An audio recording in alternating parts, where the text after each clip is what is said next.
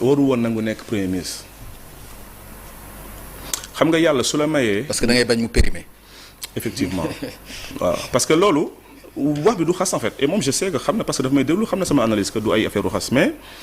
yàlla su la mayee ngay mën a defar directeur nga mën defar ministre nga mën defar député mu dem ba ne la nga mën defar président parce que loolu ñëpp ko nangul at lu ñu ko mën a contre amoo droit dem jël benn poste bu gën a suufee su la yàlla may nga def ko amul droit bi il n'avait pas le droit d'être sous chefferie maanaam mooy mu am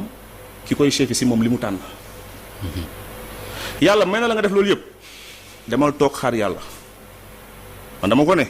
demal cité kër góor gi defal sa bureau politique foofu noonu gérer Pastef bépp dossier bu war a dem ci le président Bassirou Diomaye yow yaa koy filtrer parce que xam naa ne képp ku bëgg dara ci dëkk bi si yow lay jiitoo après mooy loolu nga xaar 5 ans yi c'est pas méchant mais da ngay doxal ba benn instant boo xam ne yow day mel ni maanaam tu veux tout maîtriser parce que xam nga soo nekkee ci biir état di ut nguur moo gën a metti nga nekk ci biti di ut nguur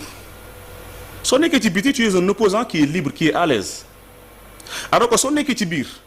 yow lenn kese nga am. non mais bu nekkoon ci biti est-ce que dana yomb aussi mu nekk un opposant. mais bien sûr maintenant dina yomb dans la mesure où ñun xam nañ ne président Bassirou Diomaye nekk fi pour utaat un deuxième mandat loolu xam nañ ko moom heure bi nii. jàpp nga loolu yow. non xaaral ma expliquer la heure bi nii. non dama ne ndax jàpp nga ni président. loolu moom xaaral ma expliquer la nekk fa beneen mandat. déglu ma dinaa la wax loo dégg heure bi nii moom plus mu yàgg ci gouvernement bi plus day may ñenn ñoo xam ne ils vont faire en sorte que il se peut que du nekk candidat léegi su nekkoon ci biti ah ñëpp lay allégel waa Pastef député bi directeur bi ministre yi ba ci président da leen koy yombal et pourtant il aura son quota de ministre son quota de député tout lu mu bëgg da koy am 2028 jot Pastef def congrès ñu élire ko ñu ne moom mooy dem pour campagne moom mooy dem pour élection yi après Diomaye day toog rek parce que Diomaye toog na télé ne leen man maa ko yéene fauteuil bi loolu leer na. waaw léegi comme loolu amul ba lii am na. léegi fi ma jëm mooy soo nekkee ci nguur di wut état yow tu ne feras confiance qu'à une chaîne de traître excuse-moi du terme maanaam mooy ñoo xamante ne au lieu ñu liggéey pour la vision du président wala pour maanaam li président bëgg mais yow la ñuy liggéeyal mais sauf que chaîne de traître boobu na benn moment dina dem ba benn instant situation day am ñenn ñi ci traître yi trahir président bi dañ lay trahir yow dem far ci président pour leurs intérêts personnels benn deuxièmement soo nekkee premier ministre il faut ñu xam ko premier ministre dafa gaaw a périmé sooy ñëw di nekk premier ministre say premiers mois tu es le chef de tout le gouvernement parce que yaay manager attelage gouvernemental bi soo duggee ci sa 1 an su 1 an yi rombé tu es le chef d'une partie des ministres mais plus du gouvernement parce que heure bi nii moom mu xam ko te d'ailleurs il l'a avoué il demande les renseignements sur la diplomatie et sur la sécurité kon maanaam mooy amatu ko te ñu yelloo loolu noonu il rend compte directement à qui au président parce que Sénégal amul hiérarchie étatique fii le président mën na toog benn Macky Sall toog na fi benn dimanche woo plus de 30 directeurs nationaux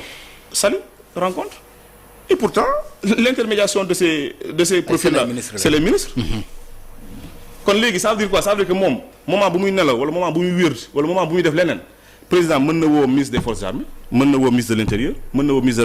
de la justice mën na woo keneen ak keneen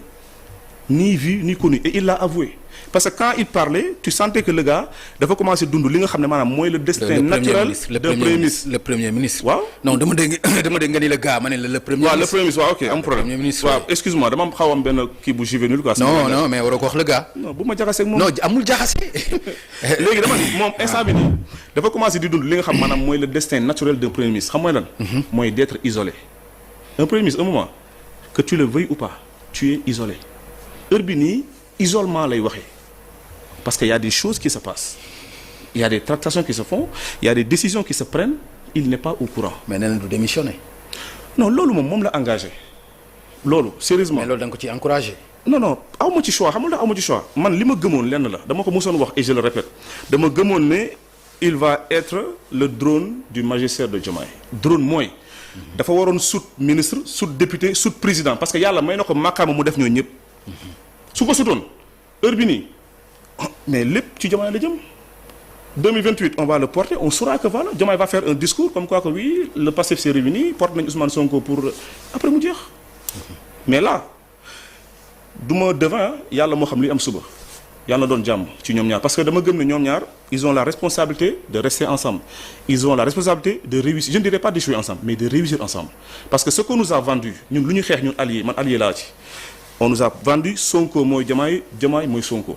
donc ça veut dire quoi ça veut dire que en 2029 amul dañuy juger Sonko dañuy juger Diomaye on va juger Sonko et Diomaye ou Diomaye et Sonko parce que foofu la bilan bi nekk léegi nag ñu ngi dox jëm ca par rapport à leur rapport awma lu ma ci wax dëgg yàlla man moom du ma ci wax j'ai absolument aucun commentaire à faire mais li ma ko doon bañal moo commencé am mooy être un premier ministre isolé un premier ministre à l'écart de certaines décisions te il l'a prouvé quand il disait que il doit avoir le renseignement sur la diplomatie le renseignement sur la sécurité